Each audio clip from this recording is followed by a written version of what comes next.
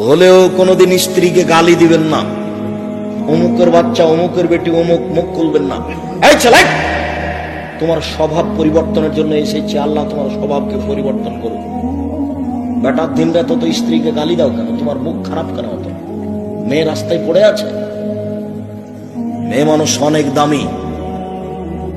কিছু বোকা মহিলার কারণে আজকে মেয়েদের অবস্থা এই। মেয়ে অনেক দামি জিনিস। পৃথিবীতে এমন কোন জিনিস নাই যেখানে শান্তি তৃপ্তি হতে পারে নারী ছাড়া। পৃথিবী এমন কোন বিছনা নাই সেই বিছনায় শুয়ে শান্তি পেতে পারে মানুষ স্ত্রী ছাড়া।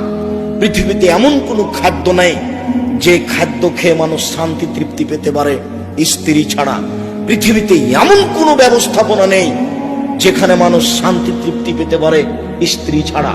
স্ত্রী হচ্ছে পৃথিবীতে আল্লাহর পক্ষ থেকে দেওয়া শান্তি তৃপ্তির ব্যতিক্রম জিনিস। আল্লাহ তাআলা বলছেন, অমিন আইতিহান খালাকালাকুম মিন আনফুসিকুম আজওয়াজান লিতাসকুনু ইলাইহা।